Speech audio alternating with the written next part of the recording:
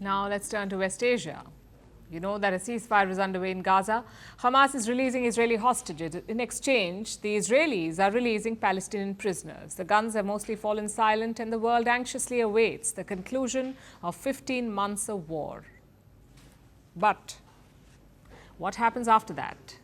What happens to war-torn Gaza, which is mostly rubble at this point? Gaza will have to be rebuilt. And that's hard to do when you have millions of displaced people all over. This ties in with a new report that is doing the rounds, with a rather alarming title. Apparently, there's a plan to relocate Gazan civilians all the way to Indonesia. Here's how this story came about. There was an interview with a member of Donald Trump's transition team, an unnamed source from the incoming US administration. The source was talking about Trump's new envoy to West Asia, Steve Witkoff.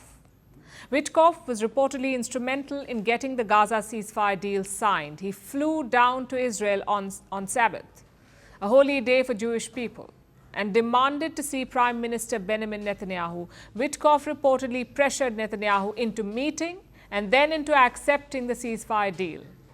Trump's envoy is now looking at the next steps. The source, the unnamed transition official, said, and I quote, "If we don't help the Gazans, if we don't make their life better, if we don't give them a sense of hope, there is going to be a rebellion." This means Gaza needs to be rebuilt. Unless some normalcy returns, the Palestinians in Gaza will eventually revolt. That is the fear. Taking us right back to where we started. How does one clean up all the debris? How does one clear the rubble that is Gaza today? Especially when millions of Palestinians are out and about, rummaging through their former homes. It will be difficult, to say the least. And that is why Trump's envoy is thinking about relocating them, temporarily moving Gazans to a third country, while the Gaza Strip is cleaned up and rebuilt. Now, one of the third countries being considered is apparently Indonesia. Indonesia is the world's most populous Muslim nation. It has staunchly supported the Palestinian cause, and it has pledged to support Gaza's reconstruction. Indonesia has showed unwavering support to the Palestinians, but they did not really sign up to take in thousands of people. Reacting to the relocation reports, Indonesia says it has, and I'm quoting, never heard about this plan. They had no idea they were even being considered as a host country, and their surprise is understandable. I mean, look at the map. Indonesia is all the way in Southeast Asia. Gaza is in West Asia, thousands of kilometers away. It is hard to imagine flying tens of thousands of Gazans to Indonesia.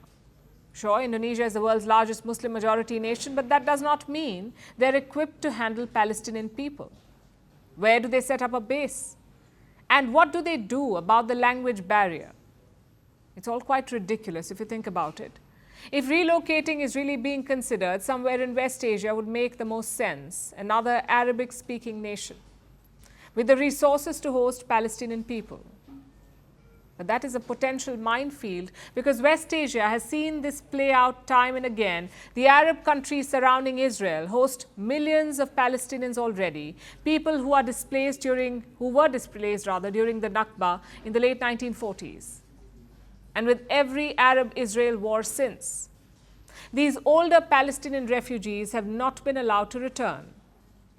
That is why people in Gaza don't want to leave now, even temporarily, because they fear they will never be allowed back. Relocation will be a hard sell, whether to a neighboring Arab nation or all the way to Indonesia. So Trump's envoy might have to reconsider his plan and find a different way to help rebuild Gaza.